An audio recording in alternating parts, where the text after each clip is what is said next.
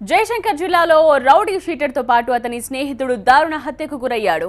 మహిళపై అత్యాచారానికి యత్నించిన రౌడీ షీటర్పై బాధితురాలు పోలీసులకు ఫిర్యాదు చేసింది. ఈ క్రమంలో బాధితురాలి ఇంటిపై రౌడీ షీటర్ అతని స్నేహితుడితో కలిసి దౌర్జన్యానికి దిగాడు. దీంతో ఆగ్రహించిన బాధితురాలి బంధువులు, కుటుంబ సభ్యులు వారిని తాళ్లతో కట్టి కళ్లల్లో కారం కొట్టి చేశారు.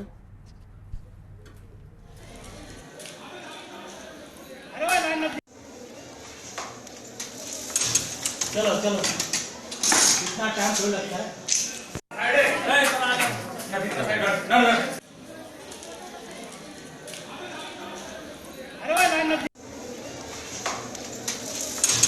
चलो चलो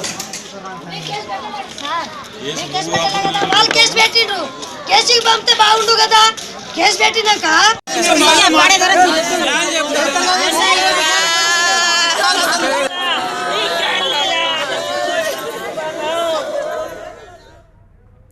హత్యకు గురైన నర్రా శ్రీనుపై రౌడీ షీటర్ ఇటీవలే ఆయనపై ఓ కేసు నమోదైంది.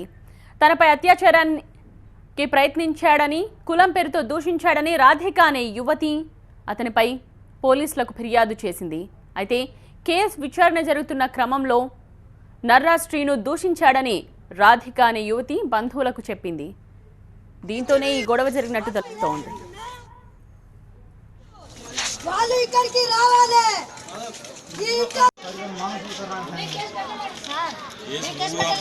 కేసు పెట్టిండు కేసుకి పంపితే బాగుండు కదా కేసు పెట్టినాక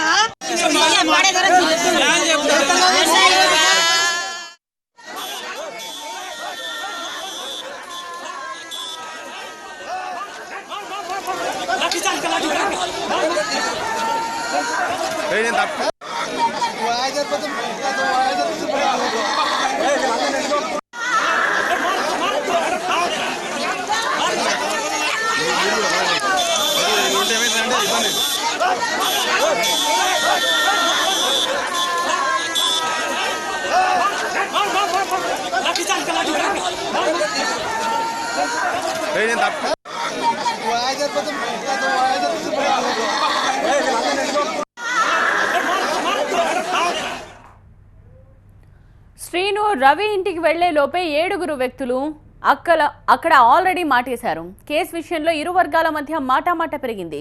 ప్రమాదాన్ని పసిగట్టిన శ్రీను తన ఫ్రెండ్ కళ్యాణ్కు ఫోన్ చేశాడు. కళ్యాణ్ వచ్చేలోపే శ్రీనును బంధించారు నిందితులు.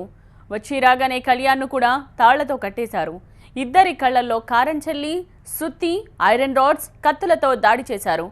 గొడ్డళ్లతో నరికి చంపారు. స్నేహితుడనే నమ్మకంతో రవి ఇంటికి వచ్చిన శ్రీనును ఆదుకోవాలని వచ్చిన కళ్యాణ్ అలియాస్ కిట్టు ఇద్దరు రక్తపు మడుగులో శవాలయ్యారు. శనివారం అర్ధరాత్రి టైంలో ఈ దారుణం జరిగింది.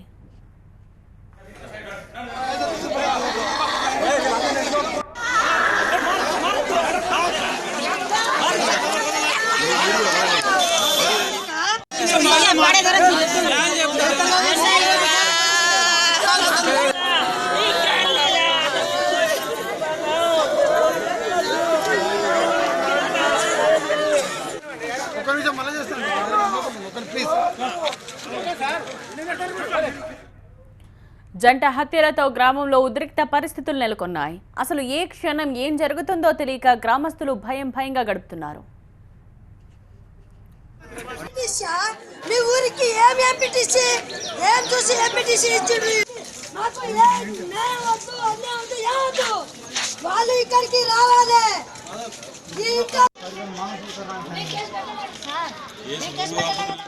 రవి వాళ్ళ మేక కూతురు అమ్మాయి ఫోన్లు చేసేది మా తమ్ముడికి. ఆ విషయం మాకు తెలియదు. అయితే ఇటు వెళ్ళొస్తుంటే ఒక ఆంటీతో పిలిపించింది అటు ఏదో మాట్లాడాలని చెప్పి. ఇంట్లోకి వెళ్ళి కూర్చోగానే రవి బయట నుంచి వచ్చి తలుపు పెట్టేసి అందరికి ఫోన్లు చేస్తూ ఉంటే ఈ కిట్టి పోయి తలుపు తీశారట బయటికి వెళ్ళడం. తీసినాక వీళ్ళు పోయి ఏం చేశారు, మైనార్టీ కేసు, మరి ఎస్టీ కేసు, నిర్భయ చట్టం అని చెప్పి కేసులు పెట్టారు. పెడితే మా తమ్ముడు ఏం చేశాడు, అయితే ఎస్ఐ గారు లీవ్లో ఉన్నారట. అయితే మరి మీరు ఎట్లా కేసు తీసుకున్నారు, అది ఎట్లా ఎఫ్ఐఆర్ అయింది మీరు తెలుసుకోరా ఇళ్ళ పక్కన వాళ్ళని. ఆ అమ్మాయి ఇష్ట ప్రకారంగా నాతో మాట్లాడింది, ఫోన్ రికార్డు ఉంది. ఆ అమ్మాయి ఇష్ట ప్రకారంగా నాతో సెల్ఫీ దిగింది, ఫోటో ఉంది. అంతేగాని నేను ఆ అమ్మాయిని రేప్ చేయలేదు కదా, చేయలేదు. అసలు ఆ అమ్మాయిని ముట్టుకుని అమ్మాయి ఇష్ట ప్రకారమే నా దగ్గరకు వచ్చింది. మీరు ఏ రకంగా చేశారని ఎస్ఐ గారిని మరి సిఐ గారిని అడిగితే వాళ్ళు నేను ఎంక్వైరీకి వచ్చారట. వచ్చి మరి సిఐ గారు ఏదో పని ఉందని చెప్పి వాళ్ళు వస్తామని చెప్పారంట. ఇంకంతే. నైట్ ఇంట్లో ఎవరు లేరు. మా అమ్మ ఏమో మా బాబాయ్ ఇంట్లో పడుతుంది, మా నాన్నేమో ఒంట్లో బాగాలేక నా దగ్గరకు వచ్చాడు. ఇక రాజీకి వస్తామని చెప్పి వాళ్ళిద్దరిని పిలిపించి ఇంట్లో కారపొడి పోసి ఈ రకంగా చేశారు. అది ఎట్లుందో కూడా మేము చూడలేదు, ఇంతవరకు చూడనీయలేదు మమ్మల్ని. ఫోన్ చేశాడు నాకు, బాబాయ్ నేను అడిగేదానికి పోతున్నా రిక్వెస్ట్ గురించి, దయచేసి చెప్పండి మీరు ఒక మాట. నేను ఆల్రెడీ రవి కూడా చెప్పాను, రవి నీ కొడుకులు అంటారు అనుకోండి, దయచేసి అనకండి, చదువుకున్న పిల్లవాడు, మీరు చూడండి ఒకసారి చాయిస్ చేయండి అని మాట్లాడానండి. నేను కూడా ఫోన్లో కూడా ఆల్రెడీ వాళ్ళ బాబు పేషెంట్, ఆ పేషెంట్ తీసుకొని కూడా తీసుకొచ్చిన నేను వీడికి. ఆల్రెడీ మర్డర్ చేసిన రోజు కూడా నేను ఆ రవి కూడా చెప్పాను, ఇలాంటి తప్ప దానికి వెళ్ళకూడదు, మీరు ఆల్రెడీ కేసు పెట్టారు, మీ మీద ఆల్రెడీ వీళ్ళ మీద కేసు ఉంది, మీరు చంపకూడదా అంటే ఆల్రెడీ వీళ్ళు 8 మంది ఇన్వాల్వ్ అయిపోయి చంపేస్తాం, ఏం కాదు, పోతే 8 మంది పోతాం, మేము మమ్మల్ని అడిగేటోళ్ళు లేరు, ఆల్రెడీ మేము కేసు అయితే పెట్టాం కదా, ఆ కేసు ఏదో మేమే వేసుకుంటాం అన్నట్టుగా మాట్లాడుకున్నారండి. మాట్లాడుకొని మర్డర్ చేసేసారు కళ్యాణ్ని. ఇంట్లో తీసుకొచ్చి కారం పొడి పోసి ఆయనకు చంపేసారు. ఆయనకు చంపినాక ఈయనకి 2 చేతులు కట్టి ఈయనకు కూడా చంపేసారు. సుత్తే, కత్తులు, రాడ్లు ఇవి వాళ్ళ కుటుంబం అందరూ కలిసి చంపిండ్రు. ఎందుకు చంపిండ్రంటే అమ్మాయి రేప్ కేసులో ఈ నరసీని పోయిండంట. మొన్న గురువారం రోజు నరసీని పోతే ఇల్లు గడియేసిండ్రు బయట. గడి ఎత్తే ఈయనకు ఫోన్ చేస్తే ఈయన వెళ్తే గడి తీయలేదంట. నేను తీయనని బయటకు వచ్చిండు.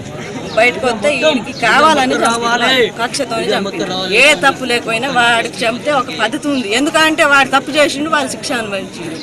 ఈడు ఏ తప్పు చేయనప్పుడు ఎందుకు చంపాలి? పోలీసు వాళ్ళకి పట్టించి నువ్వు న్యాయం చేయించాల్సింది, అంతేగాని నువ్వు చంపితే ఏమొచ్చింది నీకు? ఎందుకు కొట్టిండ్రు వాళ్ళు? ఎందుకు లేరు?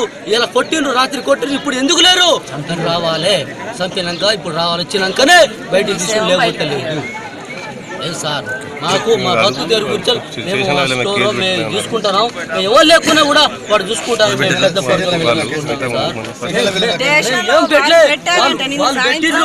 వాళ్ళు పెట్టిండ్రు.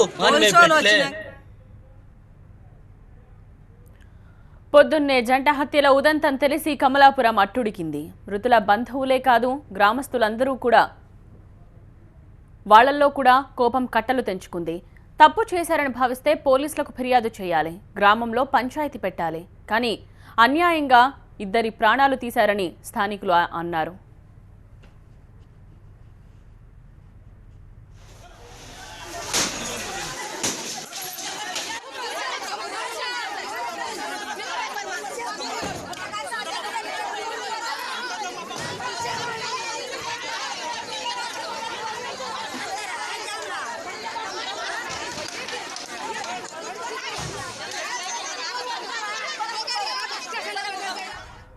ప్రతీకార దాడులకు పాల్పడిన మృతుల బంధువుల నిందితుల ఇళ్లపై రాళ్లు దాడి చేశారు. నిందితులు పరారీలో ఉన్నారు.